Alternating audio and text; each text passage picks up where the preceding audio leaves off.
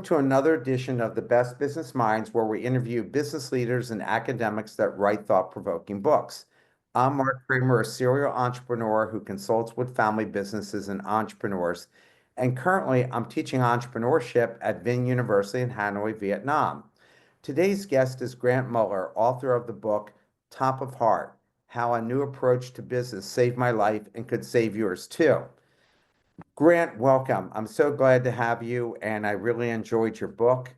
And so let's start off with you giving us about your professional background, how you got to where you are. Thanks, Mark. It's great to be here. Enjoying chatting with you.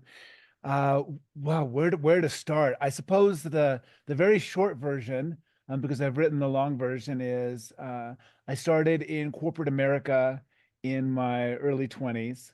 After a brief stint at a penny stock brokerage, I ended up at Charles Schwab, and from there, an internet startup. We went public. We all got rich, and I would say the rest is history, if you will. I ended up going through some major life changes, I'm sure we'll be talking about.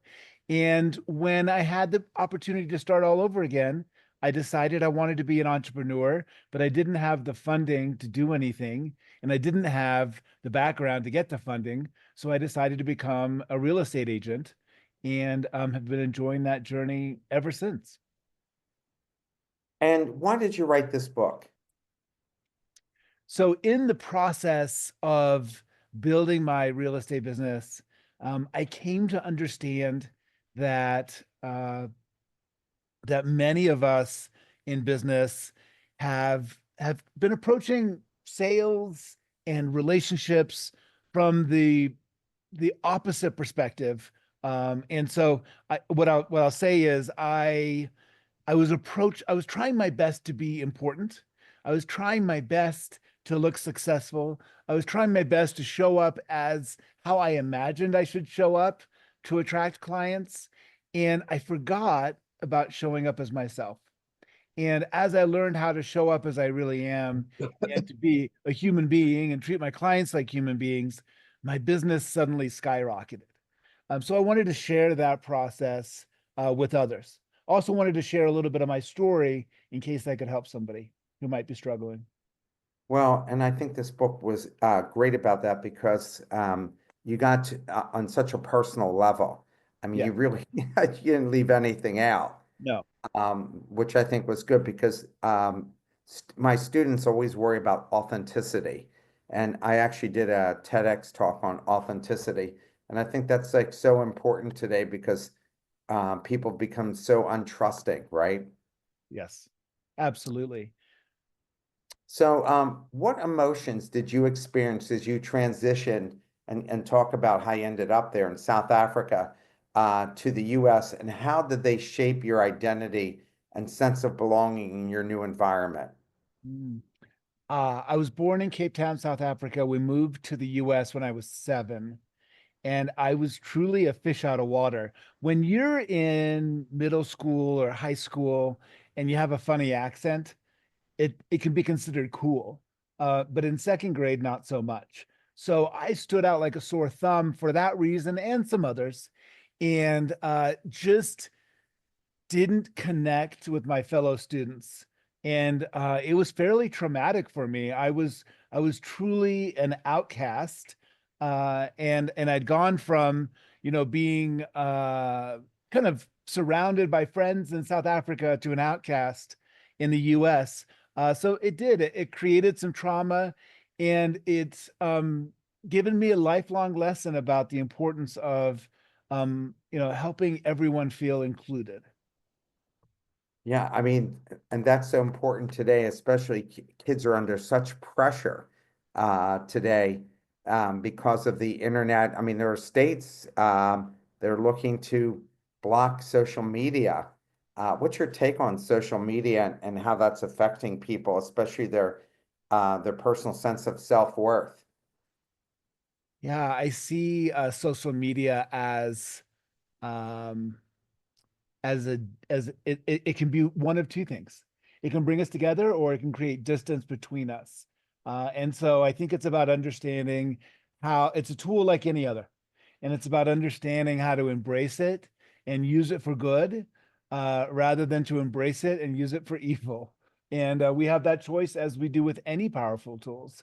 And in to the capacity, in the way that social media can bring us together and create community, it can literally save lives. But to the end that it excludes others and makes people feel less than, it can also destroy lives. So, Yeah, I think as we've seen people taking their own life from it, and I think even as an adult, if you post a picture on Facebook, you tend to be looking and seeing how many people like that picture. Like, and then you're surprised at what they like and what they don't like. I have a picture of myself with a giant bag of caramel corn, and man, that was a super popular picture. All these people liked it. How did your early experiences with bullying and feeling out of place influence your later interactions with peers and the development of your own self-confidence? um, I came to believe through that time that I was not intrinsically valuable or worthy, despite family that loved me. I had gotten this feedback from the world. And so, what I learned very early on is that I needed to have something that the others wanted, to feel like I was valuable. So in the beginning, those were toys and some other things. Over time, it became money, and an obsession with achievement. And it really shaped the way that I thought about what made me valuable. So it was a big impact. How did your relationship with Dan, you have to explain who Dan is, and the subsequent realization of your feelings for him impact your understanding of your own identity during these formative teenage years, especially when you were younger and that wasn't it Yeah. wasn't as embraced as it is today. Yeah, absolutely. So, in late middle school and early high school, I had a best friend named Dan, for the sake of the book. And Dan was a very close friend to me. I really cared about him a lot. And we experimented with alcohol together for the first time. And with the experimentation of alcohol, I started to understand that I had feelings for Dan that were way beyond what little boys should feel for other little boys, that I had understood to that moment. And I developed a crush on Dan. Dan was my first crush, and it was the beginning of my process of coming out to myself and to the world, as a gay man, a gay boy at that time. And it was a super confusing time. Because as you said, this was a time when the media was messaging, and it unfortunately still does sometimes, messaging that I was an abomination to God.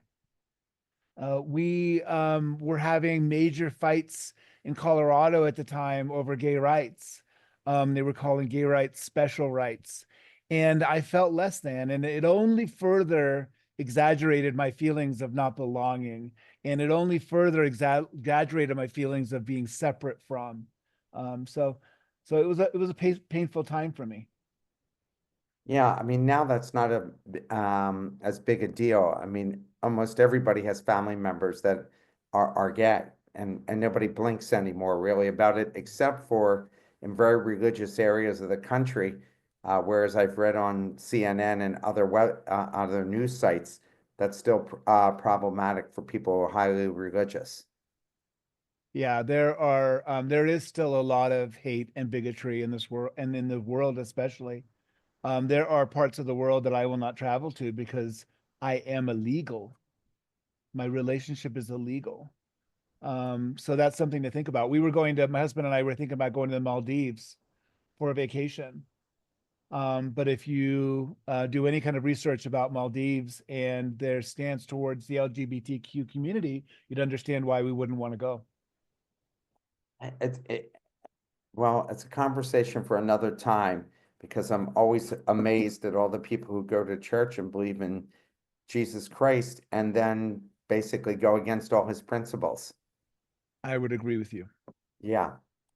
Um, in what ways did your involvement in theater and the horse community provide you with a sense of belonging and acceptance as you navigate the complexities of your emerging sexual identity?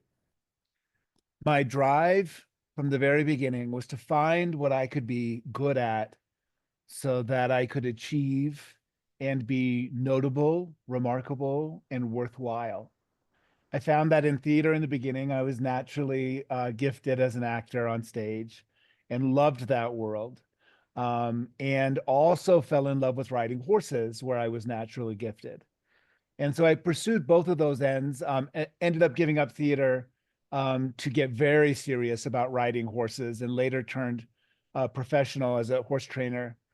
And it gave me validation that I had some value in the world. As you note, everything I've said so far is about validation externally about my own value. I hadn't learned yet how to find value otherwise. So when you were doing horse training, um, horses need to be led, right? Yeah. So did you learn anything about leadership of people based on training horses? Absolutely. Number one thing I learned from the horse world is work ethic. There is no opportunity for shortcome with horses, and it's very hard work physically, as well as intellectually and emotionally.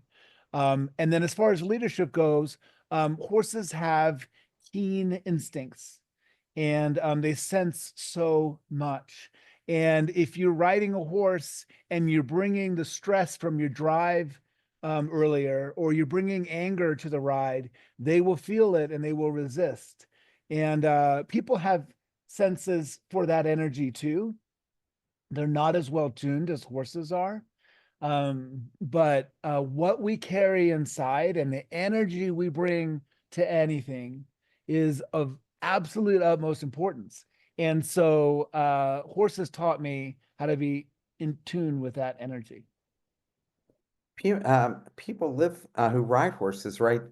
Also tend to live longer than others. The connection with the horse is scientifically is proven to be very significant.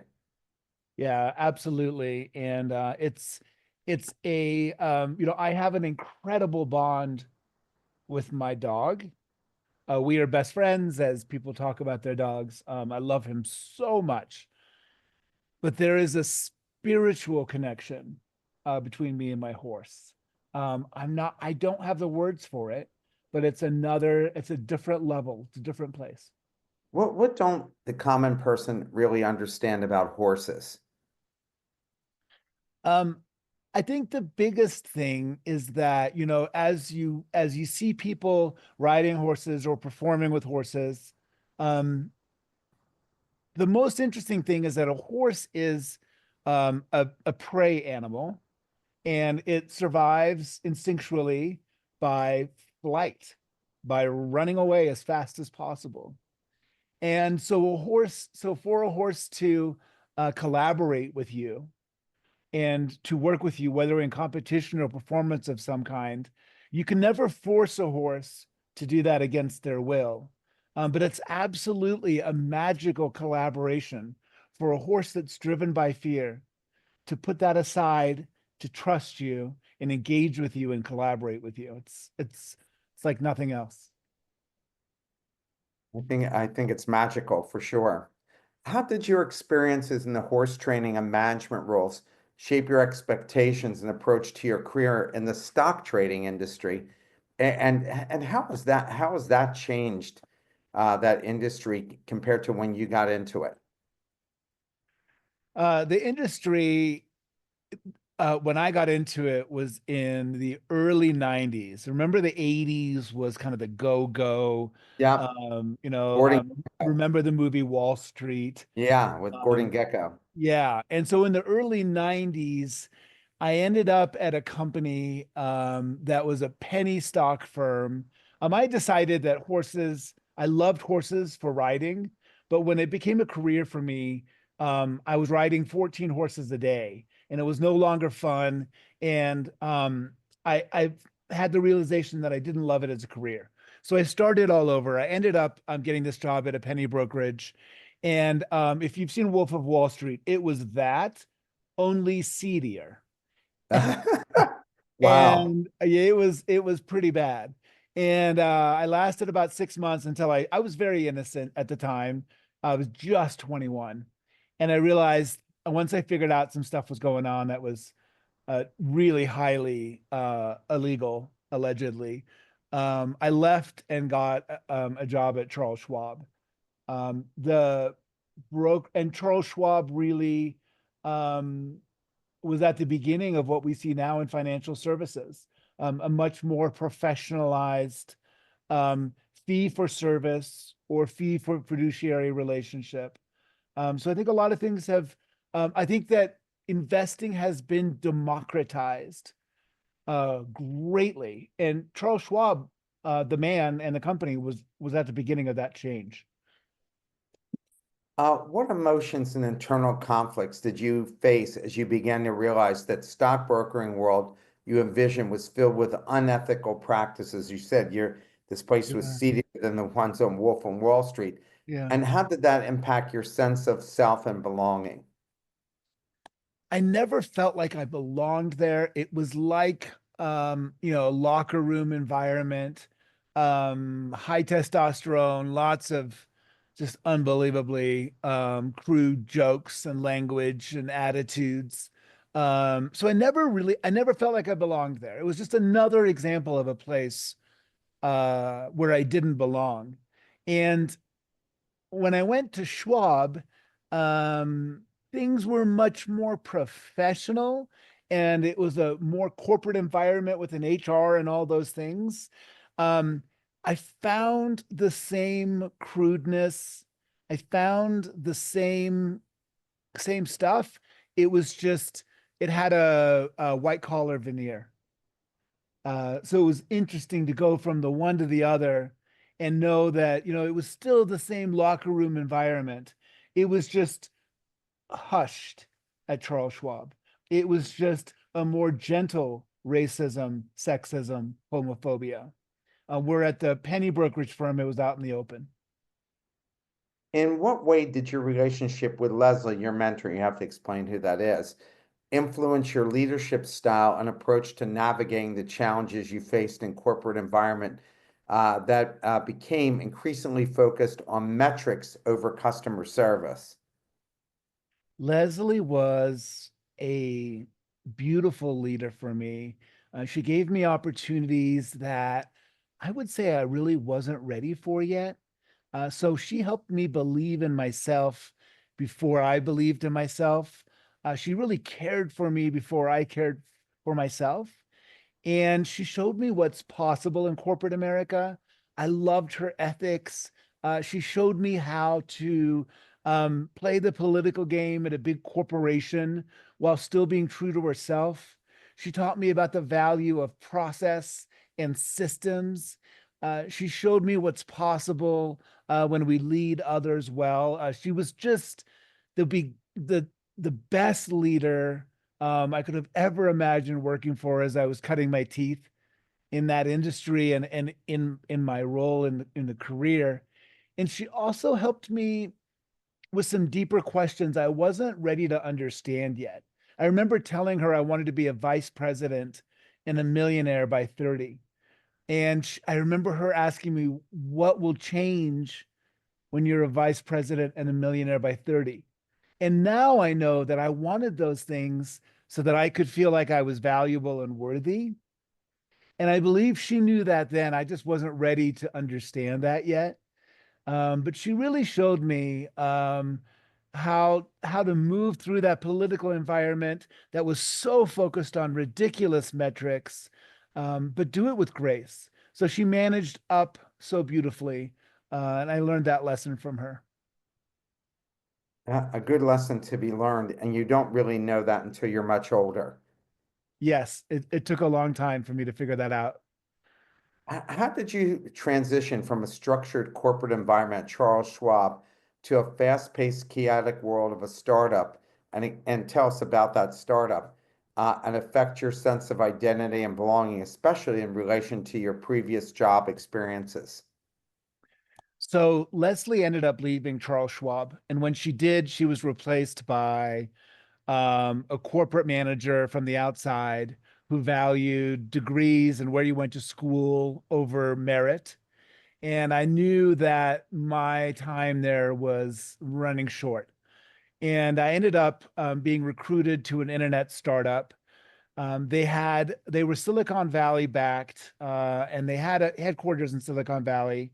They were backed by Sequoia Venture, which um, One of the grew. biggest in the world. Yeah, yeah. So they were the real deal.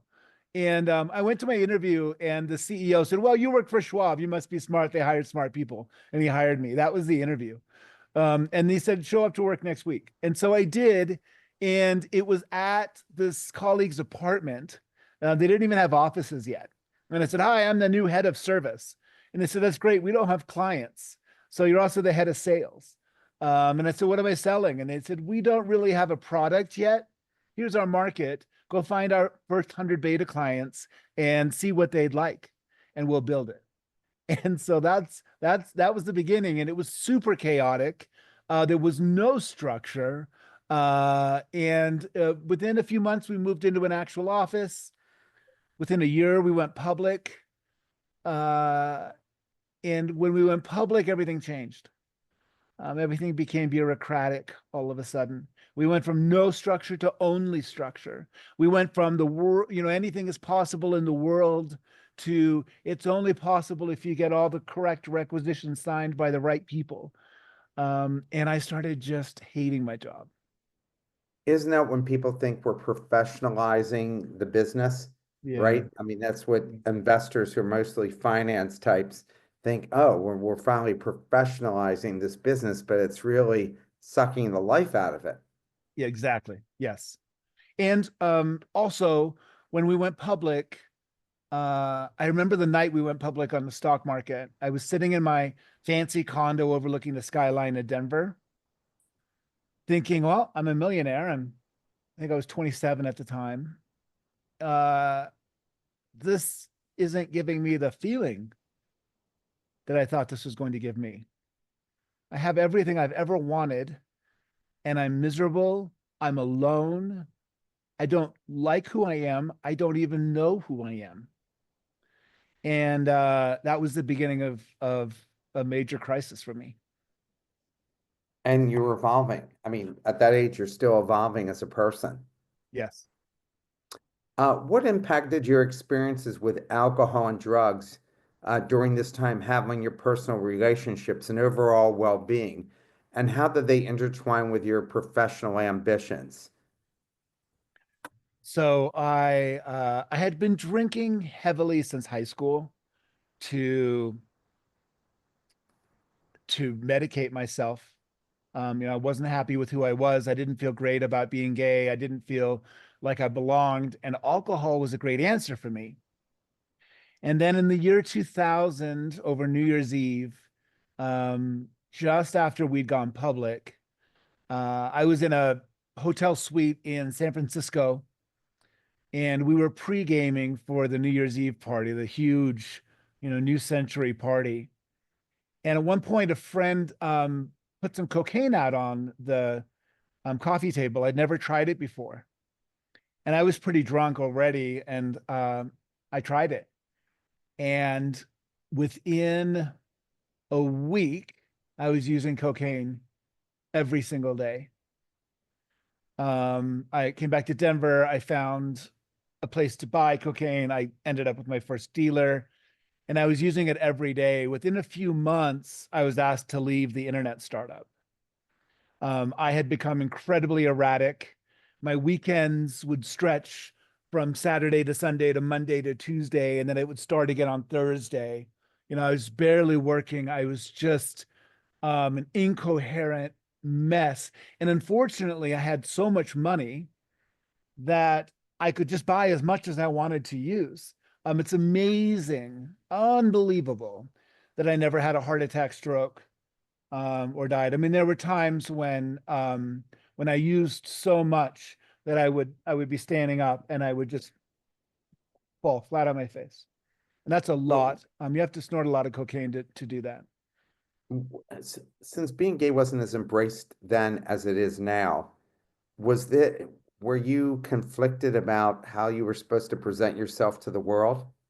So at the by the time I got to the internet startup, I presented as gay and I was comfortable with it. I had worked through all of that by then, and felt fine about it. So that's a long part of the story as well. But by the time I got to the internet startup, it was a comfortable place and a safe place to be who I was in that way. The way that I was pretending and hiding from myself at the internet startup was that I wasn't the techie and didn't have the tech credentials. That they kind of assumed I had some basic understanding of stuff. This is the early 2000s, the very beginning of the internet. And so I didn't know very much at all. And so I once again was an outcast on a professional scale and felt like a complete fraud. So that was more of what I was hiding from there. Yeah, I wondered about why so much drugs and alcohol, and if that was the case. But what was it that really drove you to it, and how did you manage to break it? Well, a couple of things. One thing I'll say is I do believe that some of us are pre-wired or have trauma early in our life, that makes us super susceptible to addiction. So alcohol was great. Cocaine was better because I could keep drinking. I didn't ever pass out. If I kept snorting cocaine, I could keep drinking alcohol. So it Uh, was a perfect combination. Um, and real quickly, I'll say, a few months after retiring, I was partying every day, all day. And one day, one of my checks bounced, and I called to exercise more shares of stock. I had over $1 million of stock options. And they said, basically, they told me that my shares had expired. I had been partying so hard that I had failed to exercise my shares and I lost everything in that moment. wow. And I remember hanging up the phone and thinking, something's really got to change. Like, I can't go on like this. I thought, I'm going to have to sell the cars. And so I sold all the cars, turned the cars into cash and cash into more Coke. And all the Coke was gone. The cars are gone. The cash were gone, all within another week or so. And one friend, many friends, as you can imagine, when you have that many drugs and money, you always have tons of friends around. And there was one friend that stayed behind to help me quit Coke for good. Um, and so he introduced me to meth. Oh, how nice. And things got darker from there.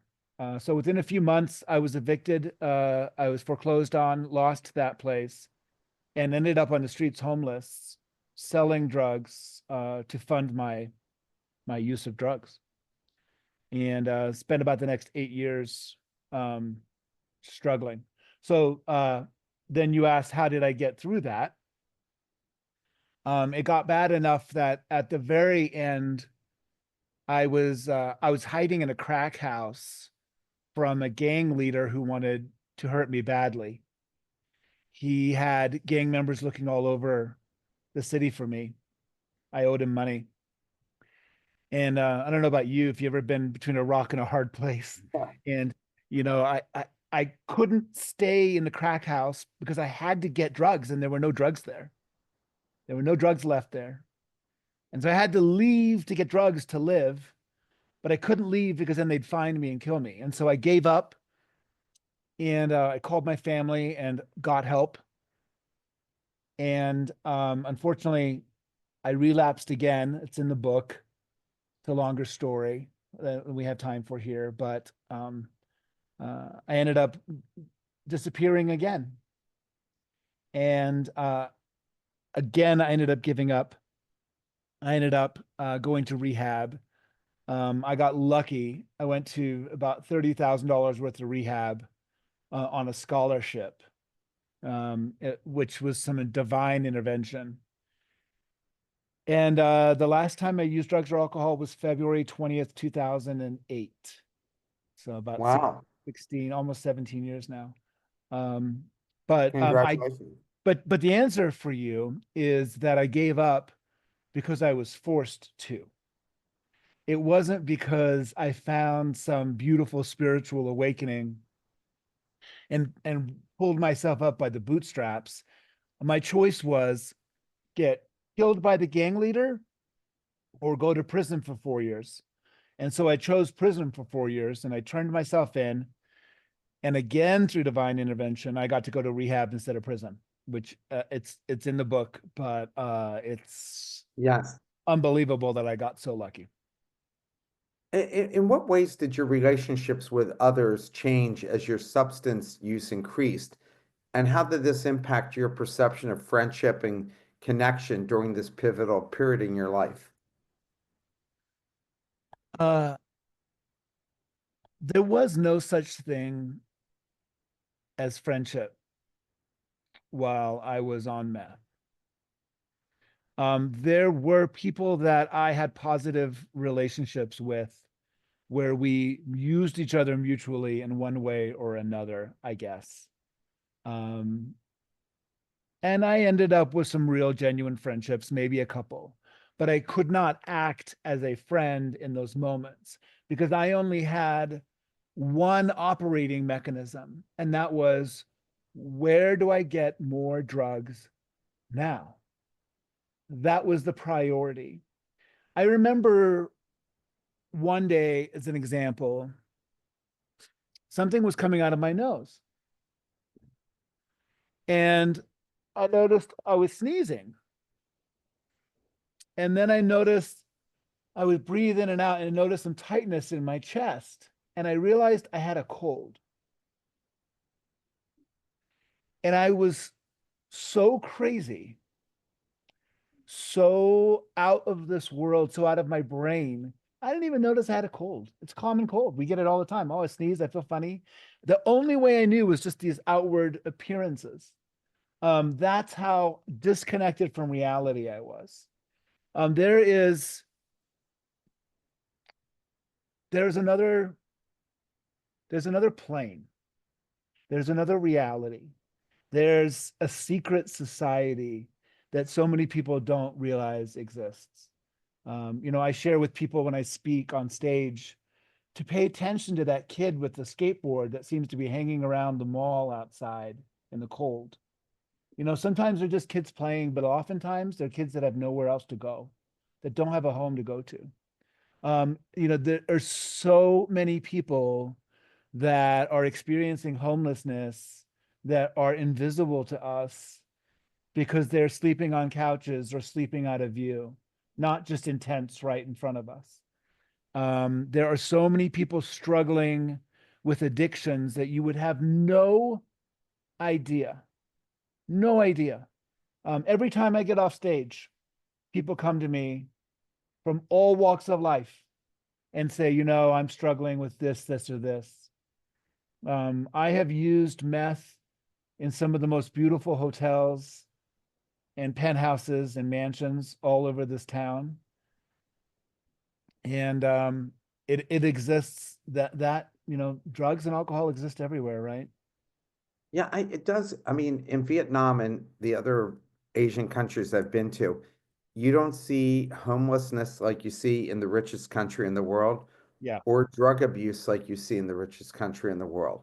yeah. And I wonder if it's a combination of one, that people are very family oriented here, very close to all their family and extended family, or is it because they don't have the wealth that we have, and hence, I mean, they're under stress here, survival stress, trying to get by.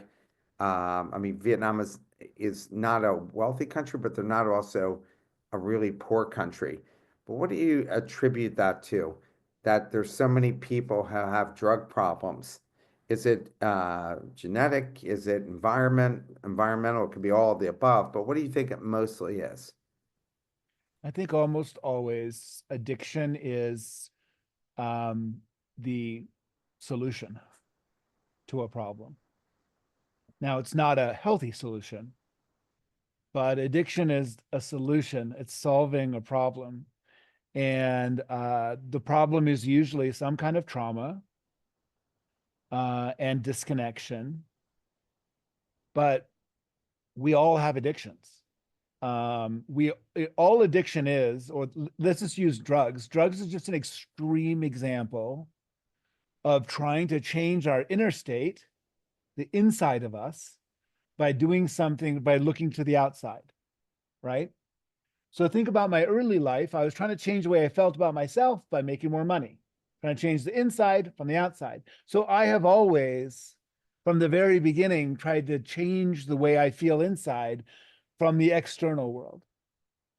And that didn't change for me until I started to learn how to change the way I feel about myself and the way I feel by going inward. And the whole world changes the way they feel, whether it's by something you eat, by having sex, by watching TV, by working too much, by by scrolling on the phone, which has now created a whole new generation of hyper addicted people. I'm addicted to finding ways to fix the inside by going outside of ourselves. It's all the same. It's all the same thing. I'm codependent relationships. These are all parts of the same disease. And they're just different variations of it. Drugs happen to be illegal and they happen to be much more deadly than codependent relationships, for instance. But they're all part of the same problem. In what ways did the turning point of September 11th, 2001, hard to believe 9/11 is almost a quarter of a century ago, affect your perspective on reality and your choices at the moment, especially in the context of your drug use and disconnection from the world around you? So when 9/11 happened, I had been up for 6 or 7 days, I think. So I was fairly psychotic and hallucinating from a lack of sleep. And I was taking apart some electronics, which is a common high on meth activity. I was playing like a child on my living room floor when I still had a place. And I looked up at the TV and I saw the footage of the plane going through the World Trade Center. And none of it, none of it registered as real for me. It was just the whole thing was just completely um surreal. And really, even though I found out later in a more sane moment what had happened, it had nothing to do with me getting more drugs. So it really didn't matter to me until later because nothing mattered except getting more drugs. As Um, sad as that is.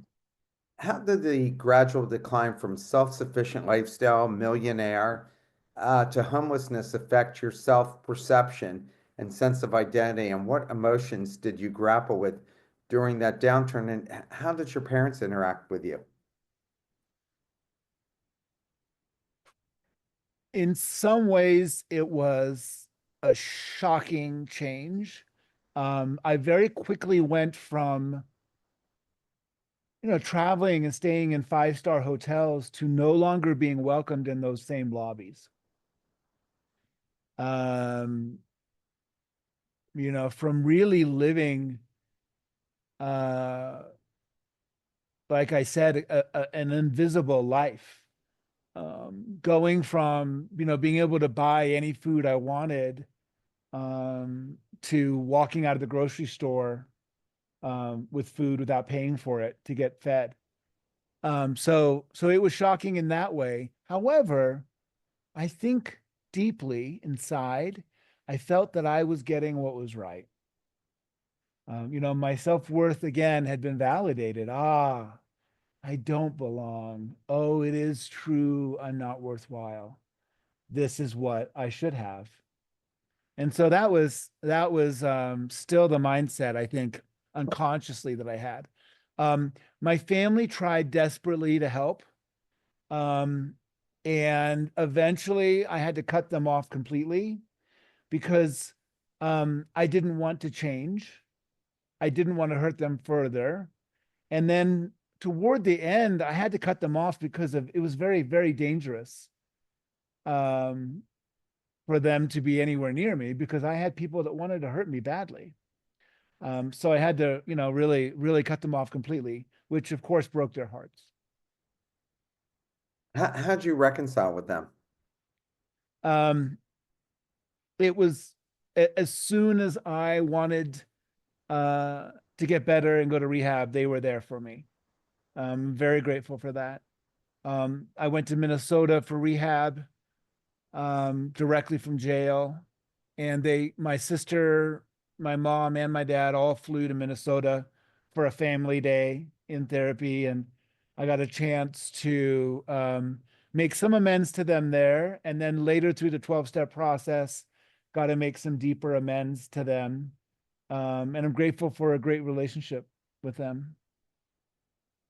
And in what ways did your time in rehab help reshape your understanding of your identity and belonging, particularly in relationship to your past experiences with addiction and with your relationships with others? I learned in rehab that community is the answer, that relationships are the answer, that we heal together, that asking for help and being connected is how we get clean and sober, but it's also how we succeed in life. It's how we find fulfillment in life.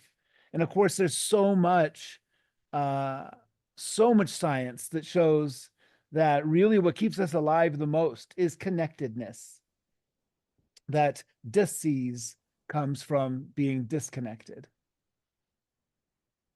How did your experiences of both successes and failure in previous career influence your approach to building your real estate career, particularly in terms of establishing top of mind awareness among potential clients and connections? It was fun in real estate. I was freshly clean and sober. And it was fun in real estate to realize that, oh, I did have some consumer facing skills, some sales skills, some service skills from my past life that I could employ to build my business. And so it was fun to get to exercise that intellect again and to really think deeply about how I wanted my consumer experience to be and to design it for myself and not to please a boss, but to design it for the business that I wanted to create. In what ways did your journey through recovery impact your understanding of genuine relationships? And how did that influence your ability to connect with others authentically as you transition back into a professional world? Great question. I was going to recovery meetings at night and I was learning to show up as my true self for the first time in my whole life. I was learning that to get clean, I really had to, and stay clean, I had to be real for the first time in my life. And I had to be genuine and I had to create real, genuine emotional connections. And that would save my life. But then during the day, I was learning how important it was to be important, to look like the realtor, to dress the right part, to look successful so that people would want to work with me. And to make sure that I presented the right facade to the clients, and it was a disconnect. And so I was trying in real estate to do that during the day, and I wasn't having any success. And I came to a place where I thought, what if I take everything I'm learning at night and I apply it during the day in my real estate commission uh, career, and I actually create real, genuine human emotional connections with my clients. And I just show up as me. And when I did that, everything changed for me. My business totally took off. What's it take to be successful as a broker in the real estate business? I mean, there's so many of them. How do you really differentiate yourself and be successful? Just like financial planning, I just don't get it. Yeah. So one of the biggest topics in real estate, financial services, insurance, any personal person-to-person sales is or any sales, how do we differentiate ourselves? What's the market differentiator? And because I've taken the process of just showing up as I really am, I've come to understand that the ultimate differentiator is me, and that no other agent can be a better Grant than I can. Nobody can compete with me by being me. And so that's the differentiator, my personality and the deep, genuine, emotional relationships that I have with my clients. So in any particular community, I don't have to be the agent of choice in my neighborhood or in my clubs or in the community. I only have to be the agent of choice for my people, the people that I've connected with. And as long as I have a few hundred of those people, I've got a seven-figure business. It's not complicated. In what ways did the concept of top of mind awareness shift for you as you move from a focus on superficial connections to deeper, more meaningful relationships in recovery? And how has that impacted your personal and professional life since then? We can see you're married. Yeah, so I'm married. I've got deeper relationships with my family. And then as I started to build real connections with my clients, some of them have become incredible friends, not all of them. Um, and in recovery, I've built great relationships. So I can pick up the phone at any time of the day or night. Um, and I have a wealth of people to reach out to. And that's such a gift that I found in recovery. Uh, and top of mind is all about know, like, and trust. If they know you, they like you, they trust you, they'll do business with you. And the problem is, and this is what you alluded to, most people in America at any given time know, like, and trust three, four, five realtors. And so I realized that know, like, and trust wasn't enough. And top of mind was good, but the tactics for top of mind keep us in front of people rather than with people. And they teach us to be relevant instead of real. And I just think that's no longer enough anymore. And think about AI. You mentioned AI before we started Yep. recording. We're in an age where automation is replacing more and more of the moving parts of the sales process.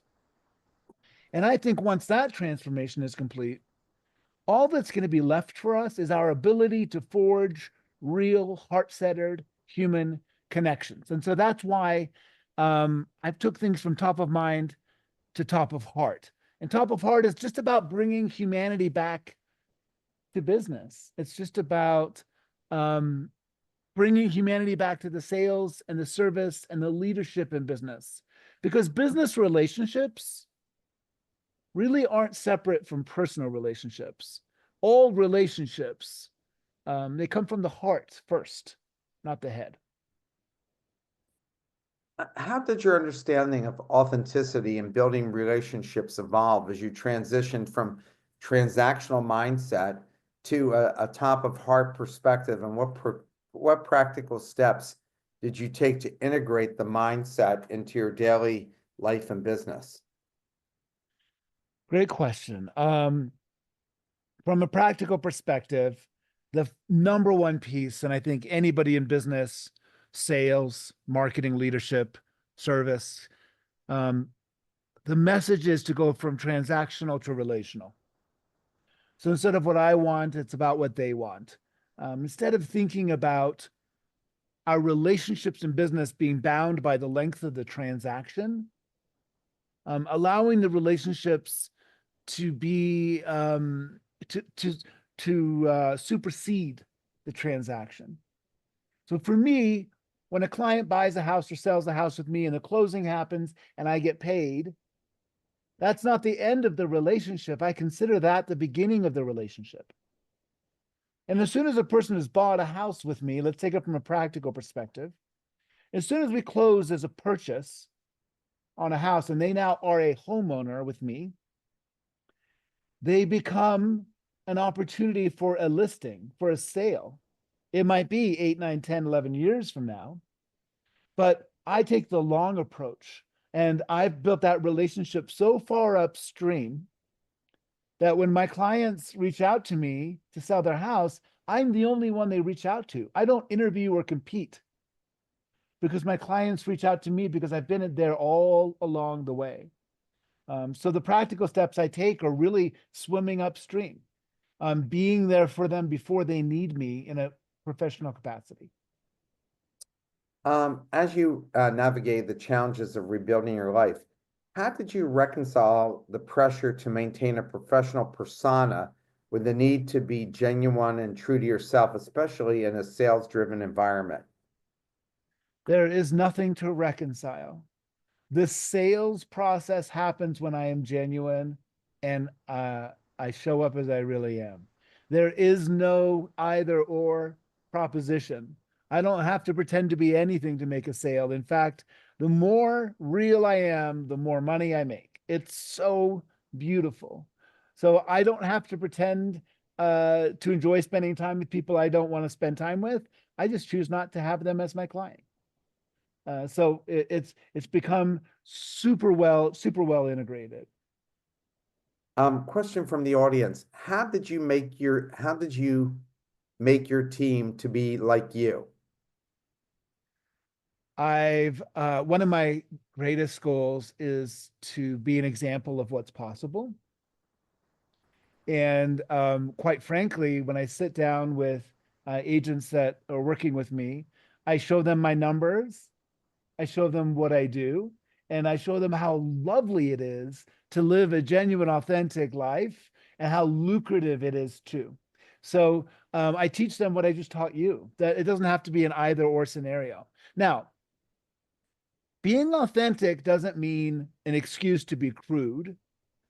Being authentic doesn't mean an excuse to be sloppy. Oh, that's who I really am. I'm just sloppy. I've still got to be the highest version of myself authentically, right? I've still got to perform at a high level. And so in Top of Heart, we talk about being authentic. But I often say that's great, but I know a lot of authentic agents or financial advisors who are struggling month after month. So Top of Heart is mindset, skill set, heart set. Because I said, well, you've still got to have the skill set of excellence. You've still got to show up at a higher level than most to do well. So I don't want to set that aside. Authenticity is great, but you also need to be authentically excellent. So I share that with my team. I give them the example, and then I'll coach them as they're approaching different scenarios. I'm not a big role play person, but I'll have a conversation with my agent and say, how do you want to approach this? And they'll say, well, I think if I do this, this, and this and present it this way, then that'll make them want to go in the direction I want them to go. And I'll teach them, well, I think anytime the sales process leads to what you want every time, that's not sales, that's just manipulation. So I'll open their eyes to giving their clients the opportunity to say yes or no, or maybe, and how that's okay. And so I'll kind of coach them through each scenario. I'll also coach them through having conversations instead of presentations, because it's conversations where the magic happens. I hope that answers the question. Yeah, it absolutely did. How did your experiences in rehab and early recovery influence your understanding of the importance of authenticity that you were just alluding to in both personal relationships and professional endeavors, particularly as you transitioned into the real estate industry? I think that we all have BS meters installed inside us. And we know when we're not getting the real deal. We know when we're not getting the real thing. And so, unfortunately, I don't think we have that same BS meter for the conversations we have with ourselves. I think that we tend to believe so much of what floats through our brain at any given time. And unfortunately, a lot of it is BS. We have so many random thoughts, and we have habits to choose certain thoughts that create certain feelings that we're comfortable with. Oh, here comes that thought again about me not having enough money. Ah, that's how I usually feel. Now I'm in the right place. And so um I think the authenticity thing, what we miss out on is all of the very hard, quiet, still, patient, deep work we need to do with ourselves to come to what's true. I was lucky because I almost died and went to prison, and it forced me to have to do that work. So I got to do that work in rehab and for years and years after, still do the work because I had to do it to save my life. So it forced me to do that deep work. And now I know the truth and the core of what there is for me. So those who don't have that gift of desperation need to find the motivation to be quiet and still and find what's authentically true for them. Here's the last question, comes from the audience. A business model question. Do your agents work based on a fixed percent of sales, or are they your partners, or so they get a share of overall profit? So there are other incentives, so they might need to compete with each other. So it depends on where the business comes from and how it's structured. But ultimately, everybody has their own clients and does their own business and then pays a percentage that helps fund the operations of the team. I can have ask one more question related to the book. Yeah. What lessons did you learn about the significance of vulnerability and emotional connections in fostering community with your recovery journey? But how do these lessons translate into your current business practices? When we show up as we really are, when we are true to ourselves in any given situation, whether that's creating a boundary or whether that's opening a conversation, when we're vulnerable in the moment to share how we really feel, it gives permission to the person we're with to do the same. And that creates a bond that goes from head to heart. And when we have that heart bond, it creates a whole different level of relationship. And frankly, that's where the profit and the referrals are. So not only do we create a richer work life for ourselves and richer relationships, it also creates a richer bank account. It's a lovely thing. Well, it was a very fast hour. You've gotten a phenomenal story, gives us all a lot of hope, and it's very inspirational. And we thank you so much for taking the time to speak with us. Thanks for the opportunity. I'm really happy, and guests are happy to connect with me anytime at grantmuller.com. Wonderful. Everyone, have a wonderful weekend. We'll see you next Friday. Grant, I look forward to speaking to you further. Thank you, Mark. Take care.